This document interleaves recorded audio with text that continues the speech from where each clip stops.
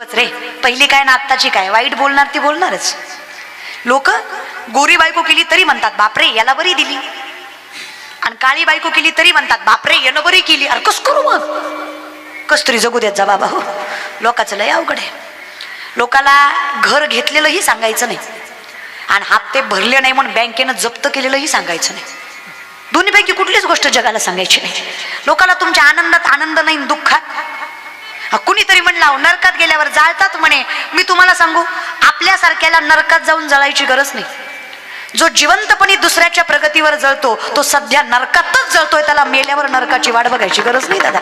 तो ऑलरेडी नरकात आहे, त्याला ऑलरेडी लोकांचं घर बघून पोटात पेट उठतोय. लय बेकार आहे ते. किती अवघड आहे ना आपलं. एवढे कशी निर्बुद्धी रे. करा संतांचा विचार. सगळं सगळं ऐश्वर्य तुकोबांनी देहूला देऊन टाकलं. 25 बैलगाड्या तुकोबांनी कर्जपत्राच्या इंद्रायणीत बुडवल्या. या जगातले शेतकऱ्यांचं कर्ज माफ करणारे पहिले महापुरुष जगद्गुरु तुकोबाराय ही श्रीमंती जगद्गुरु तुकोबांची होती. स्वतःची बायको लेकर अन्न अन्न करून मेली, पण पोट लोकांचंच भरलं. स्वतःच्या घराचा विचार नाही केला. स्वतःची बायको आणि 2 मुलं अन्न नाही म्हणून मेली तडफडून. तरी तुकोबाराय म्हणले बरे झाले देवा निघाले दिवाळे, परिया दुष्काळी पिढा गेली. बरं झालं बायको लेकरं मेली, तेवढाच भजन कराय रिकामा झालो मी. नाही तर लय झंगाट लावायचे महाग, भजनालाच गेले का भजनालाच गेले का, बरं झालं मेली. एवढी निश्चिंत व्हायला तुम्हाला मन स्थिर करावंच लागणार आहे. स्टेबिलिटी हवीच आहे. नका थोडे समाधानी व्हा आणि त्याच्यासाठी थोडे स्पिरिच्युअल व्हा, थोडे आध्यात्मिक व्हा. मेडिटेशन, व्यायाम, योगासनं आयुष्यात हवी रे. कसलं आयुष्य आहे तुमचं. अरे बसताना धागा दुखतोय, उठताना धागा दुखतोय. माणसं आहे वय तुम्ही. हा मशीन तरी बरी तुमच्यापेक्षा. शरीर जपा ना. सगळ्यात मोठी संपत्ती जगाच्या बापानं हीच दिली आहे, शरीर. याला चुकीच्या ठिकाणी घालवताय. युक्त आहार विहार नाही मग इंद्रियाशी सार. युक्त आहार खा. काय अवघड आहे.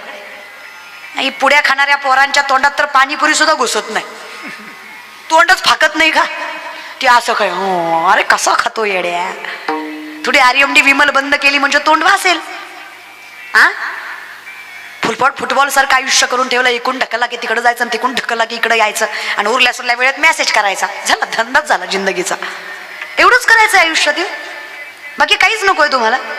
आणि काय ग पोरींनो, बहीण आहे म्हणून सांगते की ग, कधीतरी उठ्या रातच्या 12 वाजता जा त्या बापाच्या अंथरुणाजवळ. त्या बापाचे झिजलेले पाय आणि सुकलेला चेहरा बघा. आयुष्यात त्याने तुमच्यासाठी किती कष्ट खाल्ल्यात याची जाणीव ठेवा. आणि विठ्ठलला स्मरून त्याच्या पायाला हात लावून वचन घ्या. आकाश ठेंगणं पडेल इतकी प्रगती करेल. यदा कदाचित काहीच नाही जमलं तर कमीत कमी तुमच्या नावाला माझ्यामुळे कलंक लागेल असं आयुष्यात कधी वागणार नाही. माझ्यामुळे 4 माणसात तुमची मान कधी खाली जाणार नाही. हे वचन द्या की ग तुमच्या बापाला. हा आयुष्यभर कष्ट करून जगणारा बाप लका तुमच्या एका चुकीमुळे आयुष्यभर खाली मान घालून जगतो. काय वाटतं तुम्हाला योग्य आहे? किती निर्बुद्धिक आणि किती नालायक वागायचं आहे अजून आयुष्यामध्ये. आपल्या 5-10 आणि साधा प्रश्न आहे माझा पोरांनो तुम्हाला. बहीण म्हणून नजरेत नजर घालून विचारते. साध्या प्रश्नाचं उत्तर द्या.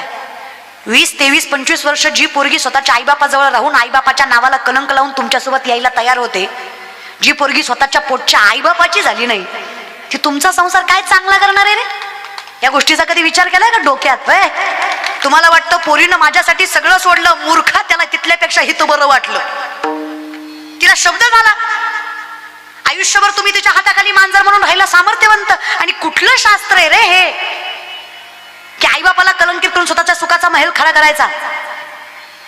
आणि बरं ही उदाहरणं बी लय भारी जातात बरं का. कृष्णाला 16,108 होत्या. वा शाबड्या वा. तुला तेवढंच माहिती जिंदगी देऊन, दुसरं काही माहित आहे का नाही? ज्ञानोबा तुकोबा नाही मुक्ताई कधी आहेत डोक्यात घेतल्यात का? आणि कोण म्हणलं तुम्हाला कृष्णानं 16,108 बायका केल्या? बरं केल्या तर का केल्या माहित आहे का? तोंडवर करून फक्त बोलायचं, फक्त देवाला कलंकित करायचं. 16,100 पोरी कंसाच्या कारावासात होत्या. ज्यांनी भगवंताकडे याचना केली, देवा पोरी येत आम्ही परपुरुषाच्या छायेत राहून आलोय, समाज स्वीकारणार आहे का आम्हाला? 7व्या अवतारमध्ये सीतामाई पत्नी होत्या तुमच्या, तरी अग्निपरीक्षा द्यायला लागली त्यांना. साध्या गवळ्याच्या गवळणी आम्ही पावित्र्याची पावती कोणाकोणाला दाखवत फिरायची जगात. आणि हिंदू धर्मातल्या स्त्रिया आहेत आम्ही. जगता आलं ना नजर वर करून स्वाभिमानानं जगू, आणि नाही स्वाभिमानानं जगता आलं तर स्वतःचा जीव सोडायचं सामर्थ्य मनगटात ठेवणं सामर्थ्य आमच्या मनगटात आहे. कशाला जगायचं मूर्खासारखं? देव म्हणला तुमची चूक नाही तर कशाला भोगताय? विचारलं तुम्हाला कोणी कोण तुम्ही? ओरडून सांगा जगाला भगवान श्रीकृष्णाच्या अर्धांगिनी आम्ही. प्रत्येक मुलीला स्वाभिमानानं जगता यावं म्हणून कृष्णानं स्वतःचं नाव लावण्याचा अधिकार दिला. आणि कान उघडून ऐका, त्यातल्या एकाही मुलीला कृष्णानं साधा स्पर्श सुद्धा केला नाही. हे डोक्यात ठेवत जा जरा. तुका म्हणे नटधारी भोग भोगोणी ब्रह्मचारी, नवल केवडे केवडे नकळे कान्हो वाचे कोडे. आपलं फक्त बरोबर हो की नाही? राधाकृष्णाचं लग्न झालं नव्हतं, त्यांच्या प्रेमाला परवानगी, मग आम्हाला काय होतंय? तुला अंधारात नेऊन हाणते मी एके दिवशी. तुला तू स्वतः कृष्ण वाटायला लागला? बोमलत फिरणारा कृष्ण असतो का? कृष्ण माहित आहे? राधा माहित आहे? 22 वर्षाच्या होत्या राधा, त्यावेळेस 5 वर्षाचे होते श्रीकृष्ण. राधेला नवरा होता जेव्हा देव रांगत होता. कृष्णा, आता तुझी राधा 5 चिंतू 22चा आहे का? तुझी राधा 22 चिंतू 5चा आहे? असं रांगत जातो का? मला तुला आवडते असं करतो? डोकं वापरत जा. तुम्हाला जे करायचं ते स्वतः करा, देवाचे नाव घेऊ नका मधी. तुमचं लय अवघड आहे बाबा. बोकड कोणाला कापलं? देवीला कापलं. आणि खाल्लं कोणी? काय माणसं आहे तुम्ही? कशाला देव मध्ये घुसवता? कुठलाच देव कोपत नाही आणि नाहीच. कान देऊन एकच वाक्य कीर्तनातलं ऐका, देव कधी कोपत नाही, आणि कोपतो ना तो देव नाही. कसला परमार्थ आहे? लईच अवघड आहे पण तुमच्या परमार्थाचं. तुमचा आंगाऱ्यावर विश्वास आहे पण बुक्यावर नाही. हे कळलं त्यालाच कळलं महाराज. आई इतकी मूर्खच नाही माणसं. ही देवाच्या नावाखाली काही करायला लागले. महाराज लोकांच्या पाया पडल्यावर लेकरू होतं म्हणून. कॉमन सेन्स आहे का तुम्हाला? कॉमन सेन्स, सामान्य बुद्धी. जर महाराज लोकांच्या पाया पडून लेकरू झालं असतं, लग्न काय बॉम्बलाही केलं असतं. पण थोडं तरी डोक्याचा भाग आहे का नाही आपल्याला? 900 कन्यापुत्र होती तरी का करणे लागे पती. महाराजांचं स्पष्ट मत आहे ना रे. हे वाचलं नाही का तुम्ही कधी? नेने पुंको कान नाही एकांतीचं ज्ञान. जगद्गुरु तुकोबा स्पष्ट सांगतात. आम्हाला तुकोबाच माहित नाही. आम्ही, मला सांगा, तुम्ही जुनी माणसं थोडीफार बसलेली आहे तिथे. अरे तुमच्या काळात गावाची सुरुवात वासुदेवानं आणि गावाचा शेवट रामायणानं व्हायचा. मारुतीच्या मंदिरात कोणतरी ओव्या सांगायचा आणि कोणीतरी त्याचा अर्थ सांगायचा. घर बसल्या राम कळायचा. कुणाला माहिती रे राम आज खरे? आणि माझा प्रश्नच आहे, अरे रामच नाही कळला तर मर्यादा काय करणार? सीताच नाही कळली तर पातिव्रत्य काय करणार? लक्ष्मणच नाही कळला तर वैराग्य काय करणार? भरतच नाही कळला तर भक्ती काय करणार? शत्रुघ्न नाही कळला तर बंधुत्व काय करणार? उर्मिला नाही कळली तर त्याग काय करणार? कृष्ण नाही कळला तर प्रेम काय करणार? आणि राधा नाही कळली तर अधिकार काय करणार? त्याला हे कळणं गरजेचं आहे ना दादा. यातलं एक तरी गोष्ट तुम्हाला कळली का आजपर्यंत? एकाच्या तरी मुखात हरिपाठ आहे? कीर्तनाच्या व्यासपीठावर शब्द देते मी. ज्या दिवशी प्रत्येक घरात ज्ञानेश्वरी वाचली जाईल, ज्या दिवशी प्रत्येक गावात सायंकाळ हरिपाठानं होईल, ज्या दिवशी प्रत्येक तरुणी तरुण माळकरी असेल, ज्या दिवशी प्रत्येकाच्या मुखात जगाच्या बापाचं नाम असेल, त्या दिवशी माझा महाराष्ट्र जगातील सगळ्यात उच्चांकावर असेल. हा विश्वास कोणीच बदलू शकत नाही. आणि आहे रे तेवढी ताकद दादा. या जमिनीपासून सूर्यापर्यंतचं अंतर तुलसीदास हजारो वर्षापूर्वी हनुमान चालिसेमध्ये सांगतात. कुठून आलं हे ज्ञान? जुग शस्त्र जो जन पर भानु लिल्यो ताही मधुर फल जानो प्रभु मुद्रिका मेली मुकमाही जल गई लाज गई अजरजना दुर्गम काज जगत के जेते सुगमानुग्रह तुमरे ते राम दुआरे तुमर कवा होतना आज्ञा बिनु पैसारे सब सुख लेली तुम्हारी शरणा तुम रक्षका हो कोड आपण तेज समारो आपे तीन लोक हाकते कापे भूत पिशाच निकट नहीं आवे महावीर जव नाम सुना रासे रोग हरिस पीरा जपनंत हनुमंत बलबीरा जय जय जय हनुमान गोसाई कृपा करो गुरुदेव की नाय जो सत बार पाठ कर कोई छूटई बंदी महासुकोई जो ये पढ़े हनुमान चालीसा होय सिद्धि साखी गौरीसा तुलसीदास हरिचेरा कीजे नाथ हृदय वाडेरा तुलसीदास सदा हरिचेरा कीजे नाथ हृदय वाडेरा पवन तनय संकट हरण मंगल मूर्ती रूप. हे पण पाठ असू द्या. आम्हाला एवढंच पाठ आहे. पाहुणे जेवला का? जेवला? काही दिवसांना जेवायच्या लायकीच राहणार नाही आम्ही. चांगले वागा रे जरा. तुम्हाला भजनात मन रमत नाही? अरे कधी हेही म्हणून बघा, त्याच्यासारखं प्रेमळ कोण आहे? लेकरांची सेवा केली तू आई, कस पांग फेडू कस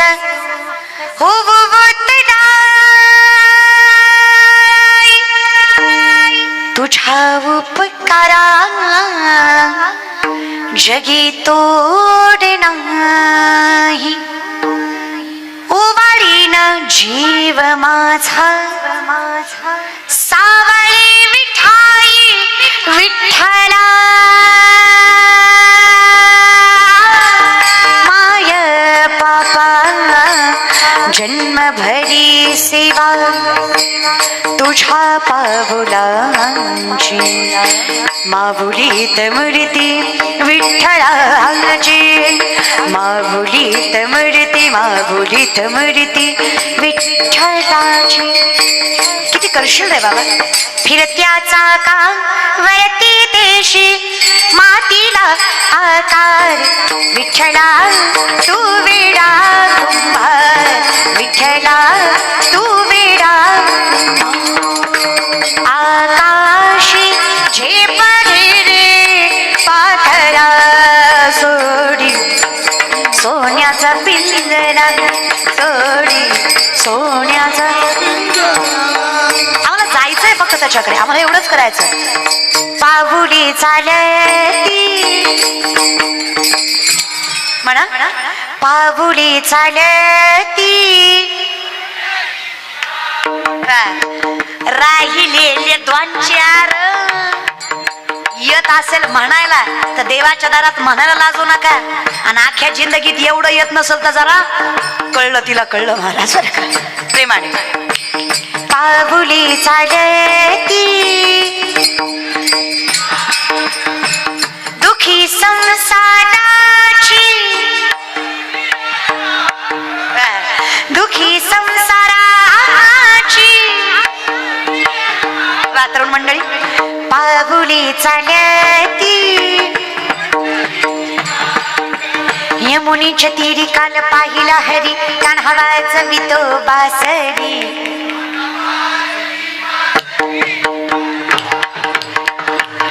कान्हाबाज बी पासरी.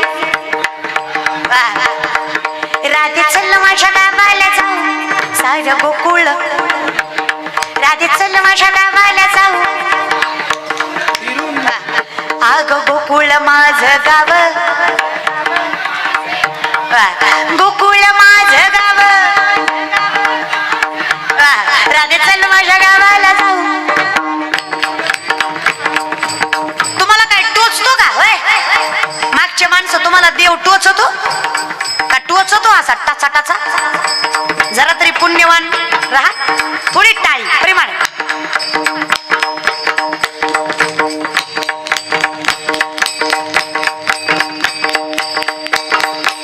त्या टाळीचा खडखडाट पंढरीच्या मालकाच्या कानापर्यंत गेला पाहिजे. एवढ्या आगदिकपणे टाळी वाजवा. वाजवा टाळी. काहीतरी तुमचंही असू द्या इथं मन उभा राहिलेले प्रेमाने. हरी बोल. हरी. भक्त पुंडलिकासाठी, भक्त पुंडलिकासाठी. मला नाही धनी, तुम्हीच म्हणा धनी मलाही दाखवाना,